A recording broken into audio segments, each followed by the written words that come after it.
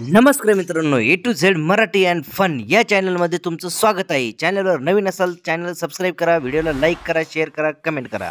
आजचा व्हिडिओ थोर समाज सुधारक श्री संत गाडगे महाराज यांच्या आत्मचरित्रावर होणार आहे. तर हा व्हिडिओ पूर्ण बघायला विसरू नका मित्रांनो. तर मित्रांनो चला व्हिडिओला मग सुरुवात करूया. राष्ट्रसंत गाडगे बाबा यांचा जन्म 23 फेब्रुवारी 1876 मध्ये अमरावती जिल्ह्यातील शेंडगाव गावी झाला. संत गाडगे महाराजांचे पूर्ण नाव डेबूजी झिंगराजी जानोरकर हे होते. त्यांच्या वडिलांचे नाव झिंगराजी राणोजी जानोरकर तर आईंचे नाव सखुबाई झिंगराजी जानोरकर हे होते. गाडगे महाराज हे वैज्ञानिक दृष्टिकोन असलेले समाजसुधारक होते. दीन दलित आणि पीडितांच्या सेवेमध्ये आपले संपूर्ण आयुष्य व्यतीत करणारे होते. त्यांचं कीर्तन म्हणजे लोकप्रबोधनाचा एक भाग असे. आपल्या कीर्तनातून समाजातील दांभिकपणा, रूढी परंपरा यावर ते टीका करत समाजाला शिक्षणाचे महत्त्व पटवून देताना स्वच्छता आणि चरित्र याची शिकवण गाडगेबाबा देत होते. गाडगे महाराज हे गोरगरीब, दीन दलित यांच्यामधील अज्ञान, अंधश्रद्धा, अस्वच्छता या कार्यक्रम करणाऱ्या समाजसुधारक होते. तीर्थ धोंडापाणी देव रोकडा सज्जनी असे सांगत दीन दुबळे, अनाथ, अपंगांची सेवा करणारे थोर संत म्हणजे गाडगे बाबा. देवळात जाऊ नका, मूर्तीपूजा करू नका, सावकाराचे कर्ज काढू नका, अडाणी राहू नका, पोथी पुराणे, मंत्रतंत्र, देवदेवस्की, चमत्कार असल्या गोष्टींवर विश्वास ठेवू नका अशी शिकवण आयुष्यभर त्यांनी लोकांना दिली. माणसात देव शोधणाऱ्या या संतांनी लोकांनी दिलेल्या देणग्यांतील पैशातून रंजल्या गांजल्या अनाथ लोकांसाठी महाराष्ट्रात ठिकठिकाणी धर्मशाळा, अनाथालय, आश्रम व विद्यालये सुरू केली. रंजले गांजले दीन दुबळे, अपंग, अनाथ हेच त्यांचे देव. या देवातच गाडगेबाबा अधिक रमत असत. डोक्यांवर झिंजा, त्यावर खापराच्या तुकड्याची टोपी, एका कानात कवडी तर दुसऱ्या कानात फुटक्या बांगड्यांची काच, एका हातात झाडू, दुसऱ्या हातात मडके असा त्यांचा वेश असे. समाजातील अज्ञान, अंधश्रद्धा, भोळ्या समजुती, अनिष्ट रूढी परंपरा दूर करण्यासाठी त्यांनी आपले पूर्ण आयुष्य वेचले. यासाठी त्यांनी कीर्तनाच्या मार्गाचा अवलंब केला. आपल्या कीर्तनात ते श्रोत्यांनाच विविध प्रश्न विचारून त्यांना त्यांच्या अज्ञानाची, दुर्गुण व दोषाची जाणीव करून देत असत. त्यांचे उपदेशही साधे सोपे असत. चोरी करू नका, सावकारांकडून कर्ज काढू नका, व्यसनांच्या आहारी जाऊ नका, देवधर्माच्या नावाखाली प्राण्यांची हत्या करू नका, जातीभेद व अस्पृश्यता पाळू नका असे ते आपल्या कीर्तनातून सांगत. देव दगडात नसून तो माणसात आहे हे त्यांनी सर्वसामान्यांच्या मनावर ठसविण्याचा प्रयत्न केला. ते संत तुकाराम महाराजांना आपले गुरु मानत. मी कोणाचा गुरु नाही, मला कोणी शिष्य नाही असे ते कायम म्हणत. आपले विचार साध्या भोळ्या लोकांना समजवण्यासाठी ते ग्रामीण भाषेचा, प्रामुख्याने वऱ्हाडी बोलीचाच उपयोग करत असत. संत गाडगेबाबांनी संत तुकारामांच्या नेमक्या अभंगाचा मुबलक वापरही वेळोवेळी केला. देव भोळ्या माणसापासून ते नास्तिकांपर्यंत कोणत्याही वयोगटातील लोकांना गाडगेबाबांनी आपल्या कीर्तनात सहजपणे गुंतून ठेवत. आपले तत्त्वज्ञान पटवून देत. त्यांच्या कीर्तनाचे शब्दचित्र उभे करणे माझ्या ताकदीबाहेरचे काम आहे असे उद्गार बाबांचे चरित्रकार, प्रबोधनकार ठाकरे यांनी काढले होते. गाडगे महाराज हे ईश्वर कशात आहे ही नेमकी जाणीव असलेले संत आणि गोरगरीब, दीनदलित यांचा ऐतिहासिक व आध्यात्मिक विकास होण्यासाठी, अज्ञान, अंधश्रद्धा, अस्वच्छता यांचे उच्चाटन करण्यासाठी तळमळीने कार्य करत होते. तीर्थी धोंडोपाणी देव रोकडा सज्जनी असे सांगत दीन दुबळे, अनाथ, अपंगांची सेवा करणारे थोर संत म्हणजे गाडगे बाबा. गाडगे महाराजांचे बालपण ते त्यांच्या आईच्या माहेरी मूर्तिजापूर तालुक्यातील दापूर येथे त्यांच्या मामाकडे बालपण त्यांचं गेलं. त्यांच्या मामांची बरीच मोठी शेतजमीन होती. लहानपणापासूनच त्यांना शेतीत रस होता. विशेषतः गुरांची निगा राखणी त्यांना फार आवडे. त्यांचे वडील झिंगराजी हे परीट होते. आई सखुबाईने त्यांचे नाव डेबूजी असे ठेवले. डेबूजी लहान असतानाच त्यांचे वडील दारूच्या व्यसनापायी मृत्युमुखी पडले. त्यामुळे घरची परिस्थिती अत्यंत गरिबीची असल्याने लहानपणापासूनच त्यांनी गुरे राखणे, नांगर चालवणे, शेतीवाडी करणे अशी कामे करत असत. त्यांना कामाची खूप आवड होती. स्वच्छता हा त्यांचा विशेषतः गुण होता.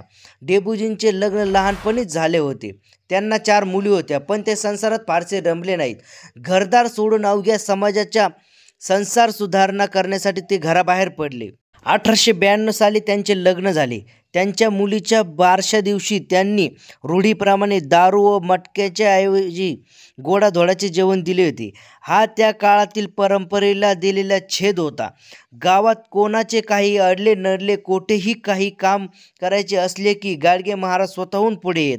सार्वजनिक हितांची कामे सर्व जणांनी एकवटून केली पाहिजेत, हा धडा त्यांनी मिटल्या तोंडी गावकऱ्यांना दिला होता. ही शिकवणच त्यांनी गावकऱ्यांना दिली. दिनांक 1 फेब्रुवारी 1905 रोजी त्यांनी घरादाराचा त्याग करून संन्यास स्वीकारला. त्यांनी तीर्थाटन केले, अनेक ठिकाणी भ्रमण केले. वनवासातही त्यांनी लोकसेवेचेच व्रत सोडले नाही. कोठे कोणी अडचणीत सापडलेले असल्यास त्याला आपण होऊन मदत करायला धावायचे. मदत करून कोणत्याही फळांची अपेक्षा न ठेवता आपल्या वाटेने निघून जायचे. ते सतत एक खराटा जवळ बाळगायचे. अंगावर गोधडी वजा, फाटके तुटके कपडे आणि हातात फुटके गाडगे असा त्यांचा पेहरावा वेश होता. त्यामुळेच लोक त्यांना गाडगेबाबा म्हणू लागले. ते ज्या गावात जात तो गाव झाडून स्वच्छ करीत. सार्वजनिक स्वच्छता, अंधश्रद्धा निर्मूलन ही तत्त्वे समाजात रुजवण्यासाठी त्यांनी स्वतः सातत्याने सक्रिय राहून जीवापाड प्रयत्न केले. बाबांनी नाशिक, देहू, आळंदी व पंढरपूर या धार्मिक क्षेत्रांच्या ठिकाणी धर्मशाळा बांधल्या. गोरगरीब जनतेसाठी छोटी मोठी रुग्णालये बांधली. अनेक नद्यांकाठी घाट बांधले. अतिशय गरीब, अनाथ व अपंग लोकांसाठी अन्नछत्राची व्यवस्था करून दिली. कुष्ठरोग्यांची सेवा केली. महाराष्ट्रातील संत परंपरेबाबत ज्ञानदेवे रचिला पाया तुका झालेसे कळस असे म्हटले जाते. संत गाडगेबाबांच्या कार्यामुळे या भागवत धर्माच्या कळसावर गाडगेबाबांनी 20व्या शतकात कर्मयोगांची ध्वजा चढवली. असे म्हटले जाते की महाराष्ट्रातील समाजवादाचे प्रचंड व्यासपीठ असे यथार्थ उद्गार आचार्य अत्रे यांनी संत गाडगेबाबांबद्दल काढले आहेत. संत गाडगेबाबांचा दशसूत्री संदेश. गाडगेबाबा प्रबोधन काव्य. भुकेल्यांना अन्न, तहानलेल्यांना पाणी, उघड्या नागड्यांना वस्त्र, गरीब मुलामुलींना शिक्षणाची मदत, बेघरांना आसरा, अंधपंगू रोगी यांना औषधोपचार, बेकारांना रोजगार, पशुपक्षी मुक्या प्राण्यांना अभय, गरीब तरुण तरुणींचे लग्न, दुःखी व निराशांना हिंमत, गोरगरिबांना शिक्षण हा आजचा रोकडा धर्म आहे. हीच खरी भक्ती व देवपूजा आहे. हे त्यांचे दशसूत्री संदेश आहेत. 1908 मध्ये पूर्णा नदीवर त्यांनी घाट बांधला. 1925 मध्ये मूर्तिजापूर येथे गोरक्षणाचे काम केले आणि एक धर्मशाळा व एक विद्यालय बांधले. 1917 मध्ये पंढरपूर येथे चोखामेळा धर्मशाळा बांधली. मी कुणाचा गुरु नाही व माझा कुणी शिष्य नाही असे म्हणून त्यांनी कुठल्याही संप्रदायाला समर्थन देण्याचे नकारले. 8 फेब्रुवारी 1952 रोजी श्री गाडगेबाबा मिशन स्थापन करून महाराष्ट्रभर शिक्षण संस्था व धर्मशाळा स्थापन केल्या. गाडगे महाराज गोधडे महाराज म्हणूनही ओळखले जात असे. 1932 मध्ये ऋणमोचन येथील सदावर्त संत गाडगेबाबांनी सुरू केले. गाडगे महाराजांनी कीर्तनाद्वारे लोकजागृतीचा मार्ग अवलंबला.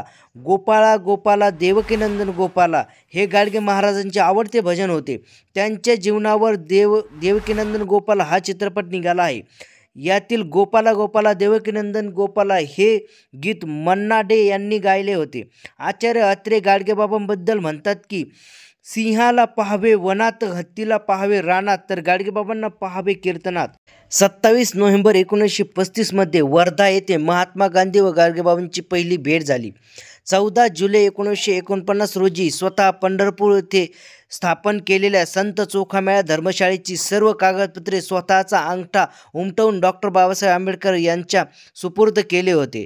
1952 मध्ये पंढरपूर येथे भरलेल्या कीर्तन परिषदेतील अस्पृश्यता निर्मूलन संदर्भात कठोर भूमिका मांडून दलितांची सेवा करण्यासाठी कीर्तनकारांनी पुढाकार घ्यावा असे कळकळीचे आवाहन या कीर्तनात परिषदेतून त्यांनी केले होते. 1954 मध्ये कर्मवीर भाऊराव पाटील यांनी रयत शिक्षण संस्थेची अंतर्गत कराड येथे सद्गुरू गाडगे महाराज विद्यालयाची स्थापना केली.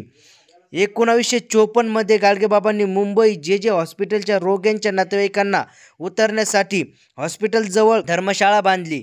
गाडगेबाबांनी डॉक्टर पंजाबराव देशमुख व कर्मवीर भाऊराव पाटील यांना त्यांच्या कार्यात मदत केली होती.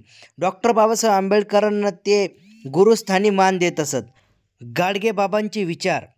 एकदा बाबा रस्त्याने जात असताना समोर एक व्यक्ती दगडाची पूजा करीत असता त्यांनी ते पाहिलं.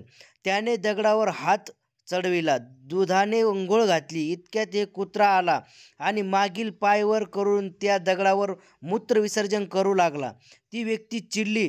त्याला कुत्र्याचा फार राग आला. तो कुत्र्याला मारण्यासाठी हातात दगड घेऊन धावू लागला. तेव्हा गाडगेबाबा म्हणाले, बिचाऱ्या गरीब मुक्या जनावरांना त्रास का देता? त्याला कुठे हे माहीत आहे की माणसाचा देव दगड असतो म्हणून. गाडगेबाबा व कर्मवीर भाऊराव पाटील यांचे संबंध अतिशय जिव्हाळ्याचे होते. गाडगेबाबा भाऊराव पाटलांना आदरपूर्वक कर्मवीर म्हणायचे, तर अण्णा म्हणजेच भाऊराव पाटील कर्मयोगी गाडगेबाबांचा उल्लेख महाराष्ट्राच्या आधुनिक तुकाराम असे करायचे. कर्मयोगी बाबांना व कर्मवीर भाऊराव पाटील यांचे नातं खूपच जीवाभावाचं होतं. ते एक दुसऱ्यांचा श्वास होते. महात्मा फुले यांच्या सत्यशोधक चळवळीचा वारसा पुढे नेणारी राजर्षी शाहू महाराज यांचे वैचारिक आशीर्वाद लाभलेले कर्मवीर भाऊराव पाटील कर्मयोगी गाडगेबाबा यांना आपल्या गुरुस्थानी मानत असत. रयत शिक्षण संस्थेच्या नावाने ग्रामीण भागातील गोरगरीब बहुजनांच्या मुलाकरिता शिक्षणाची व्यवस्था उपलब्ध करून देणाऱ्या कर्मवीरांच्या शैक्षणिक चळवळीला कर्मयोगी गाडगेबाबांनी मोठ्या प्रमाणात हातभार लावलेला आहे. साताऱ्याच्या स्टेशन परिसरात एका झोपडीत राहणाऱ्या कर्मवीर भाऊराव पाटलांच्या झोपडीत अनेकदा गाडगेबाबा येऊन गेले होते. मुंबई सरकारने रयत शिक्षण संस्थेचे अनुदान बंद केले होते. त्यामुळे अनुदानाअभावी पैशाअभावी रयत शिक्षण संस्था आता कशी चालवायची अशी स्थिती निर्माण झाली होती. या कठीण प्रसंगी गाडगेबाबा कर्मवीरांच्या पाठीशी ठाम उभे राहिले. त्यांनी जनतेला आपल्या कीर्तनातून आव्हान करून रयत शिक्षण संस्थेला मदत देणे याविषयी आव्हान केले. या आव्हानाला प्रतिसाद देत कुसूर नावाच्या छोट्या खेड्यातील बंडो गोपाळ मुकादम या बाबांच्या एका अनुयायांनी कर्मवीरांच्या या शैक्षणिक कार्यास गती मिळावी म्हणून आपली सुपीक जमीन दान देण्याची घोषणा केली. या जागेवर 500 लोकांची वस्ती. या गावात कर्मवीर भाऊराव पाटलांनी श्री सद्गुरू गाडगे महाराज हायस्कूल याच नावाने शाळा सुरू केली. हेच बंडोगोपाळ मुकादम 1 लाख रुपये घेऊन पंढरपुरास गाडगेबाबांकडे आले. त्यावेळी बाबा म्हणाले, 1 लाख रुपये कर्मवीरांना द्या. बाबांचा एक अनुयायी कर्मवीरांच्या पाठीशी उभा राहिला. बाप कर्मवीरांच्या शैक्षणिक क्रांतीला पुढे नेणार होती. कर्मवीर व गाडगेबाबा यांची अतूट सामाजिक मैत्री संबंध महाराष्ट्राला प्रेरणा देणारे आहे, असे आपल्या प्रबोधन पंढरीचा क्रांतिकारी संत गाडगेबाबा या पुस्तकात लेख संतोष अरसोड यांनी लिहिलेला आहे. असे थोर संत गाडगेबाबा, थोर समाजसुधारक कीर्तनकार यांचा मृत्यू 20 डिसेंबर इसवी सन 1956 मध्ये अमरावती येथे झाला. मित्रांनो, या व्हिडिओमधून मी तुम्हाला श्री संत गाडगे महाराज यांचं थोडक्यात आत्मचरित्र सांगण्याचा प्रयत्न केला. तर हा व्हिडिओ तुम्हाला कसा वाटला कमेंटमध्ये नक्की सांगा. चॅनलवर नवीन असाल तर चॅनलला सबस्क्राईब करा, व्हिडिओला लाईक करा, शेअर करा, कमेंट करा. धन्यवाद मित्रांनो.